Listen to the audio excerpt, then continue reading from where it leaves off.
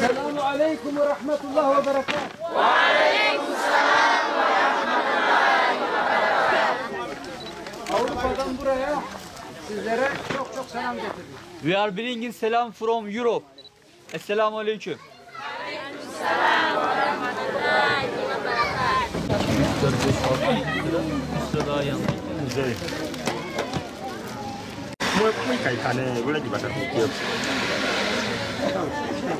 More. It is one. Yüzden fazla. Fazla olsun. Problem var.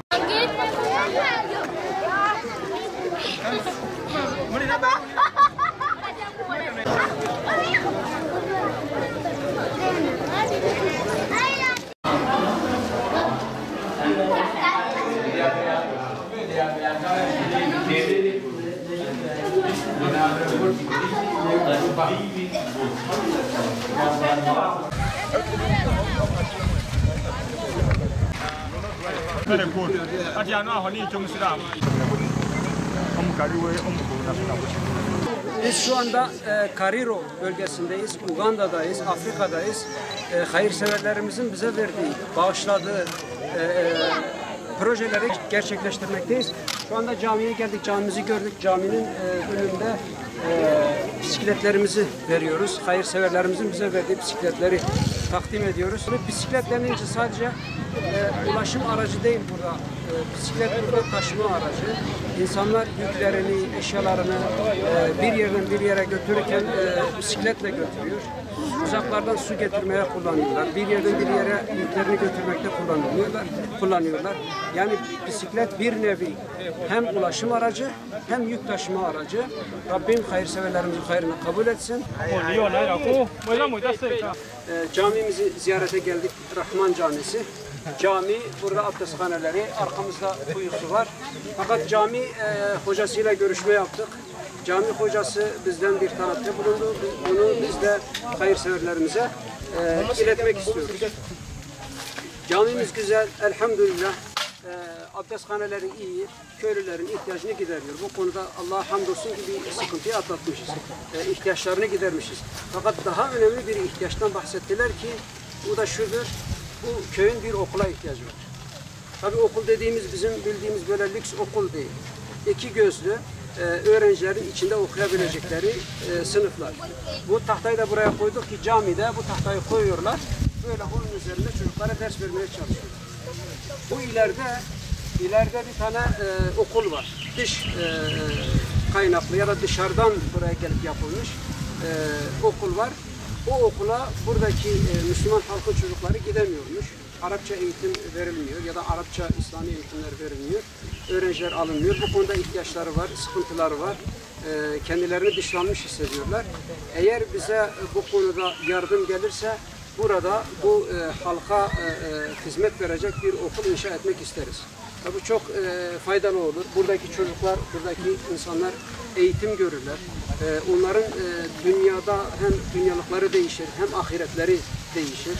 Yani belki camiyi de bu şekilde tamamlamış olur. Yani hem camileri var hem okulları olmuş olur. Köyde geniş bir köydür. Nüfus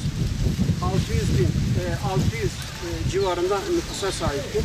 Dolayısıyla bahsettikleri sanki unutmadıysam 200 çocuklar, 200 çocuğun içinde eğitim göreceği bir okul. Çok da fazla bir şey tutmaz. İnşallah Rabbim nasip ederse, hayırseverlerimiz bize yardım ederse Avrupa yetimleri de elini taşın altına koyacak ve burada bu mağdur insanlara bir okul inşasını başlatmak isteriz. Cami ile abdesthane arasında ya da bu sol tarafımızda geniş bir alan var. Okul yapmaya müsait. Alanları da hazır, her şey hazır. Sadece hayırseverlerimiz infakta bulunacaklar. Talep olursa Allah'ın izniyle. He says we took videos and inshallah we hope they will send school for education Muslim people.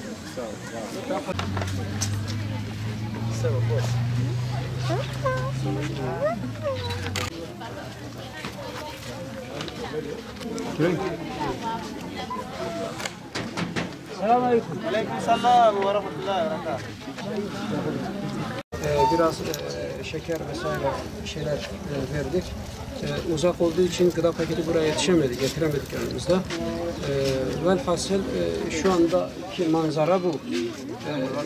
Konuşabilecek, konuşulacak bir şey de yok.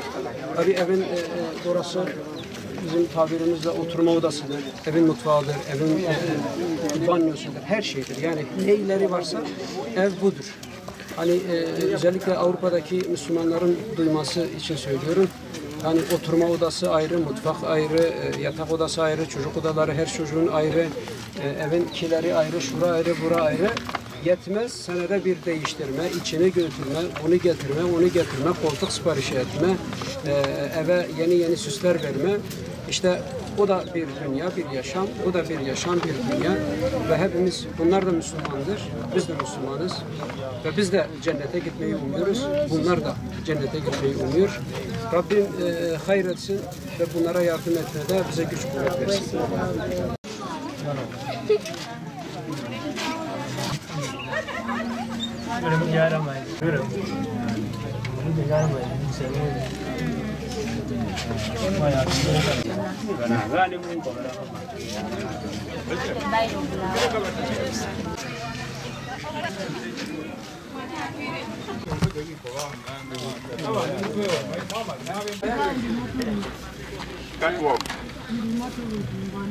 Hayırseverlerin bize bağışladığı infaklar var.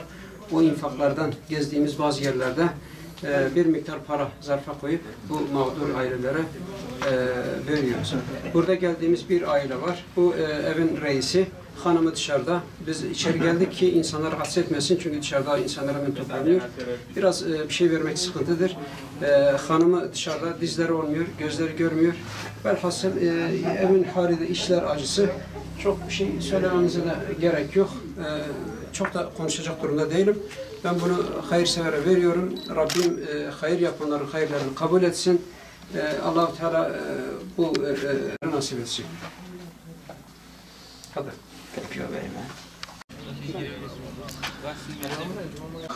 Avrupa ihtimali olarak Uganda'dayız. Hayırseverlerimizin bağışlarını ara ara erzak, ara ara başka projelerle ve burada da inşallah biraz para zarflara koyarak Uganda şiline çevirerek bu mağdur ailelerimize veriyoruz. Bu evdir, içinde yaşadıkları bir ev. Bir bayan, kocası dışarıda, kucağında çocuğu. Allah-u Teala kendilerine yardım etsin.